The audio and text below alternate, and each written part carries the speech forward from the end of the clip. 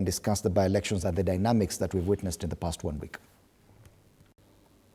The IEBC giving a warning to political parties.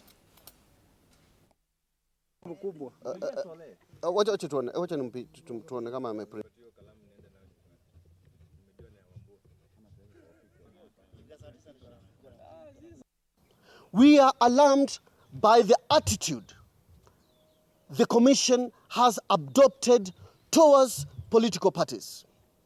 The Commission has met with churches, foreign embassies, NGOs and other groups, but not with political parties who are its principal stakeholders. Even as we prepare for the upcoming by-elections, the Commission stubbornly refuses to engage with us. We are aware of a diabolical plot to deregister a number of political parties before the next general election on flimsy grounds. This scheme is in high gear, and the IEBC Commission may be well aware of or even complicit in it. Democracy must be defended by all means, and we as political parties shall defend it to the very end. All right. Those are actually political parties issuing a warning to the IEBC as far as their workings going towards 2027. But even before 2027, there's a by-election in November 27th. And 23 elections in 1 day is perhaps the biggest by-election we've ever seen under this constitution. This could be seen as a proper rehearsal or test for even new parties. We've seen the DCP withdraw candidates from the Mbeere North contest.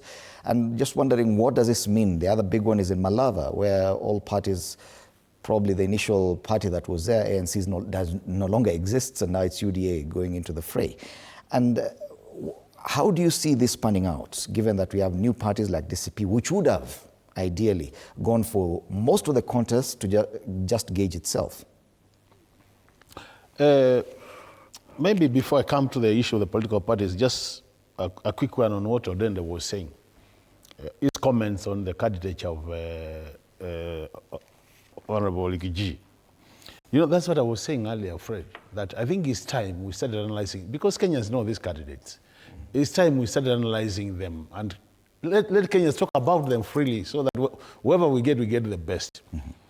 But now coming to the political parties, you know, there's what you call data-driven campaigns and a data-driven politics. Mm. So that by the time you field your candidate, you need to have done enough research to find out whether you are able to win.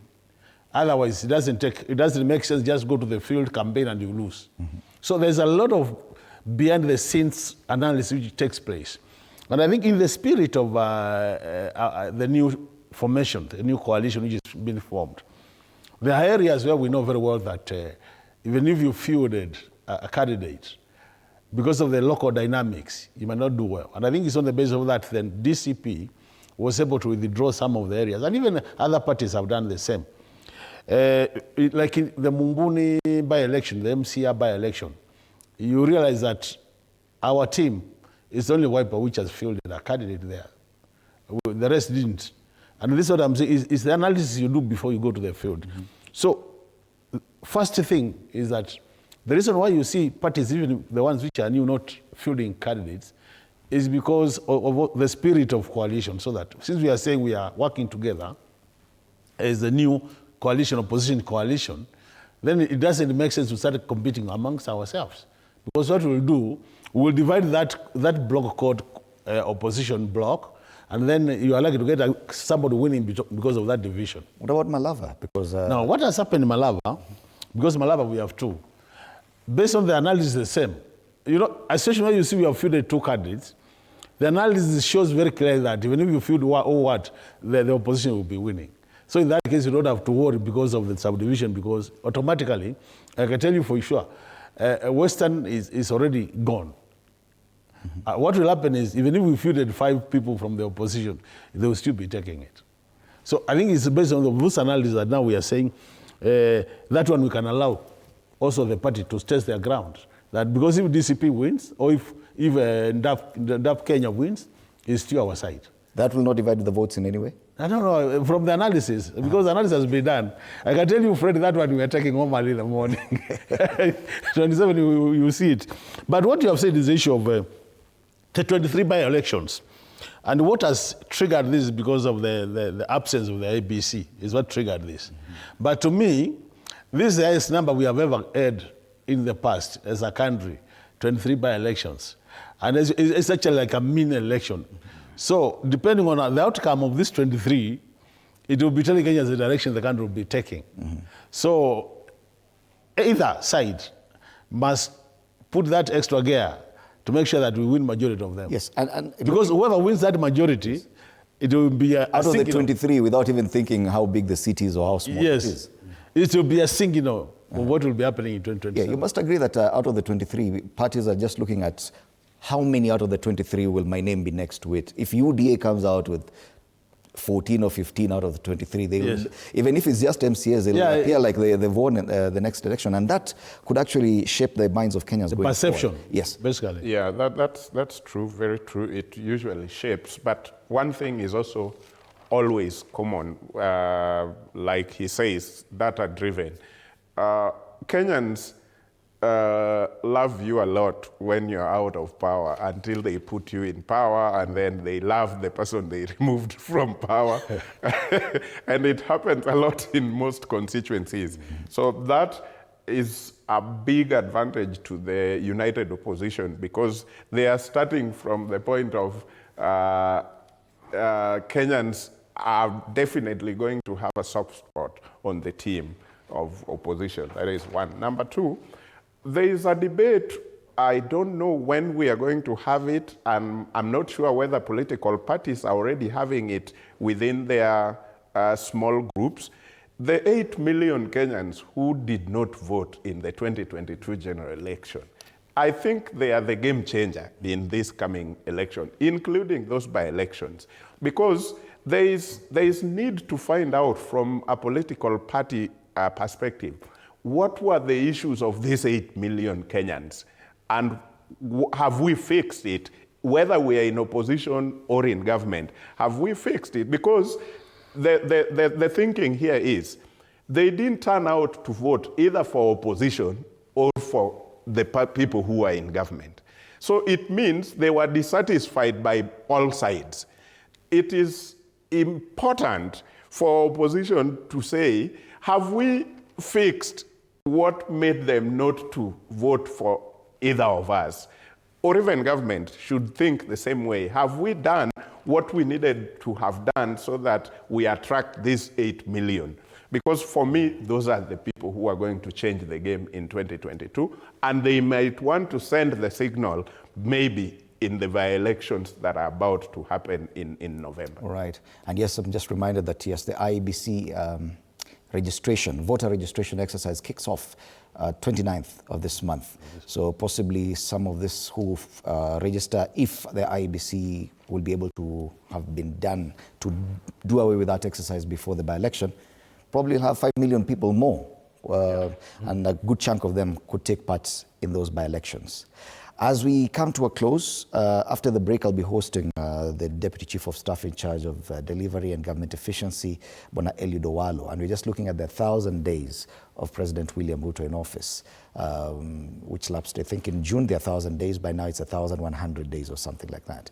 And that is one conversation that we've been looking at the past 1 week or so, that he has less than 24 months to the next election, yet according to statistics, most of what he promised, including on his flagship projects, the Hustler Fund, the Affordable Housing, Social Health Authority, these are the projects that have faced the biggest criticism. And one wonders, 24 months, is it enough for him to have turned around any of those three? Probably. Well, Fred, that's why there is this project now he has started, the one of promotion of individuals who seem to need a motorbike here and there, because he realizes actually in terms of government performance, he has failed.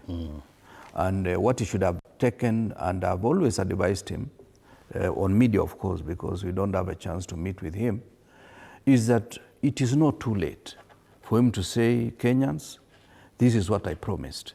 But what I realize is that the following are achievable within the time frame that the mandate you gave me will last. But the problem with him is that he's in some kind of denial. He believes that he can still perform, not realizing that he's the one who destroyed the performance parameters. Because there is what we call government. Government is not necessarily the politicians. We politicians are temporary structures within government framework. There is what we call public service. Public service is the body, the engine of government performance. So when he took over, he did things that even officers in government were scared. They did not know what to do. Because when you take over a government, you need first to give confidence to those who are likely to be there beyond you. For example, when I took over the Ministry of Agriculture, the first thing was to meet all the officers in the ministry, all the officers in the counties or the districts at that time, and give them confidence that I'll be relying on them.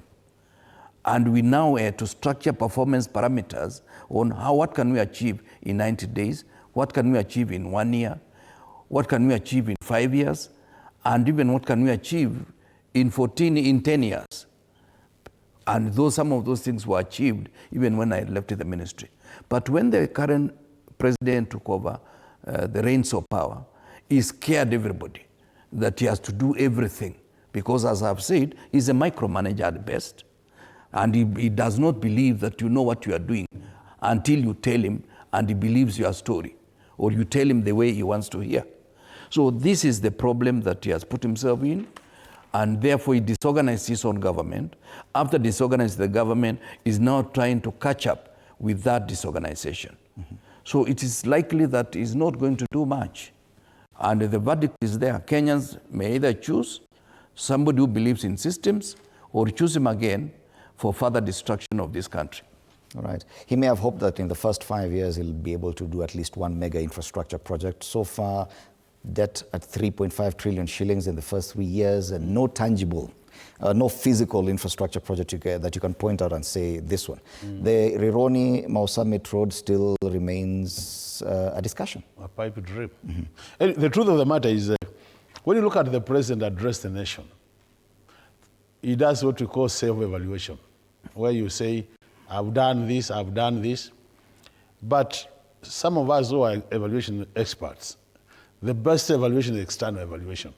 Anytime you talk to Kenyans, and you have been, I think in the media you are trying your best to capture the mood of the nation through the Kenyans, where you ask Kenyans, what do they think about the performance of this government? And I can tell you for sure, and I did say it earlier, I think President Ruto will not be very lucky as the first term. Because in terms of performance, I did say it earlier, he has not done very well. And I would wish when you meet the next person who is coming as a panelist, you ask them to list for you the number of promises in their manifesto. A quick attempt, I think there is about 270, the things they promised Kenyans. As at now, when you do a quick analysis, it's only about 14 which they have achieved. We're not saying they have achieved 0. 14 has been achieved. Mm-hmm. But 14 out of 270 is actually around 5%. So the question is, if you have achieved about 5% in 3 years, if you do just what we call logical thinking, it means in the next 2 years, you can only achieve less than 5%. Meaning at the end of the 5 years, there will not be about 10% in terms of promises. Mm-hmm. And this is the challenge we want to push to Kenyans.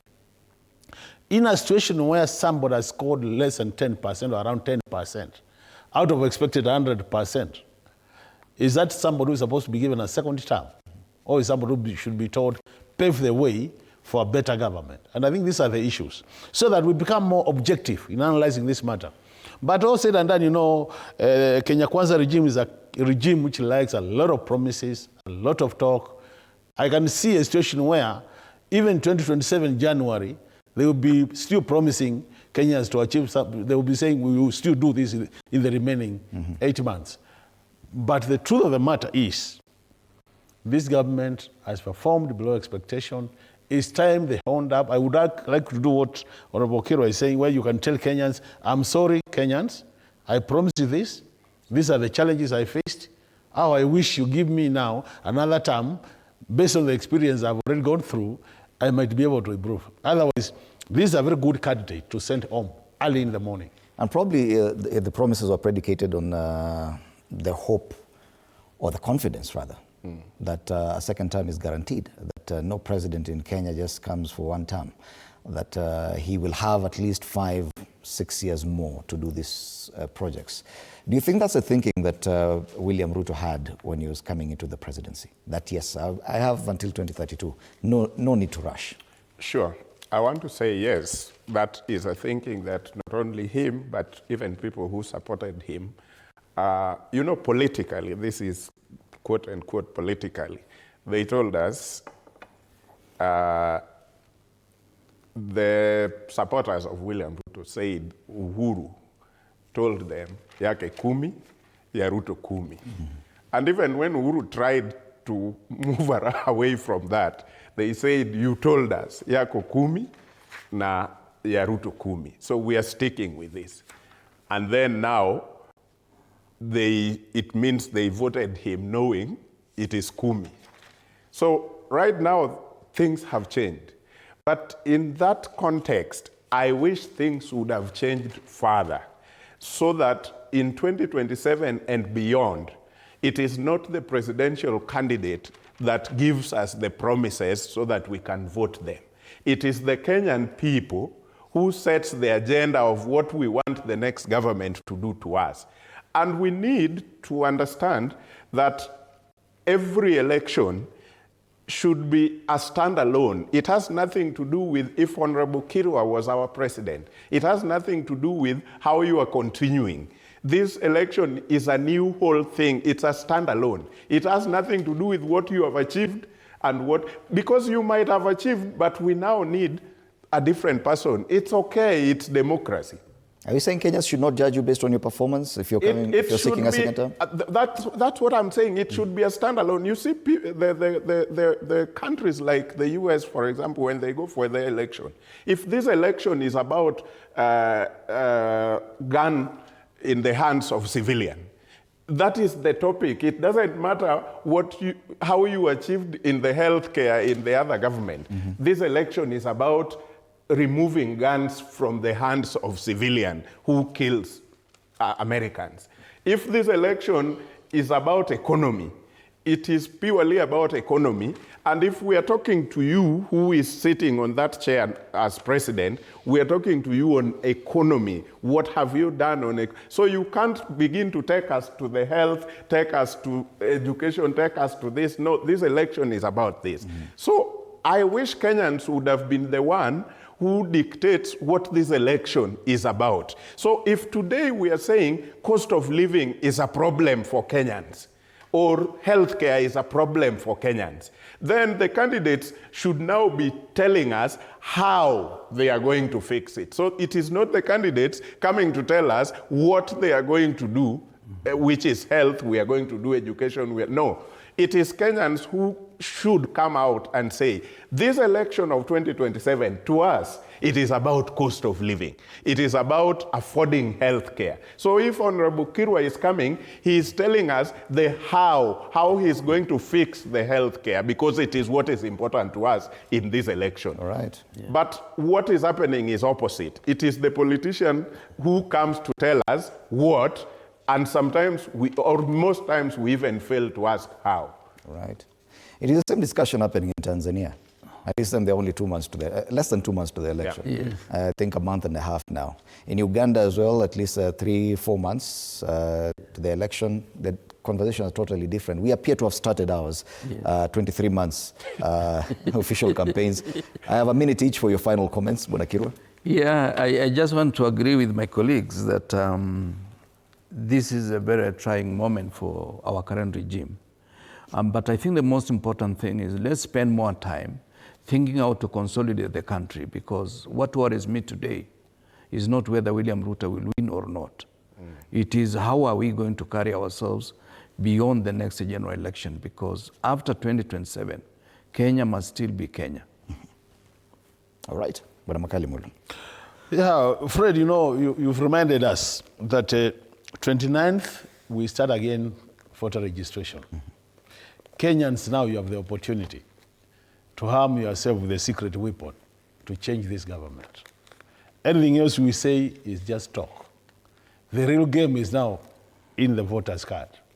Go out there, register yourselves, be ready for the war, so that come 2027, we'll have no regrets. You make your choice, and people will respect your choice after you make it. But that can only be done if you have a voter's card and an ID. Go out there and register. Finally, Bwana Odede. Thank you. I would want to give unsolicited advice to any side of the divide. The youth have shown that they can actually change things in this country in an ugly way or in a proper way. So the advice would be every corner of a political divide should start thinking of youth as a catalyst to the challenges we have as a country, not a problem to be solved. All right. Thank you so much, Meshak Odede, political analyst, Dr. Makali Mulu, MP Kitui Central, and Kipruto Rapkirwa, who served as Agriculture Minister in the Kibaki 1 administration. And on X, that poll, TV47 Digital, Rigathi Gachagua eyes a presidency in 2027. Would you vote for him? Things have changed significantly. Now, yes, 53%, no, 31%, and the undecided 16%. This vote continues, and even the conversations on Facebook continue today on TV47 Kenya. You can also watch us on TV47 Kenya on YouTube. The headlines this morning: the housing bribe, that's the Standard. The men who control multi-billion state systems, that's the Daily Nation. 3 years later, Ruto's key projects face hurdles, and I think this is the biggest conversation we're getting into now. Matters Business, Old Mutual sells NSE stock broking unit to fintech firm. These are some of the conversations. And after the break, I'll be having Eli Dowalo, who is the Deputy Chief of Staff, Delivery and Government Efficiency, discussing government performance in the last 3 years, or if you like it, 1,000 days of President William Ruto in office. Thank you so much, gentlemen, for your time at TV47. See you after the break. My name is Freddie Ndimuli.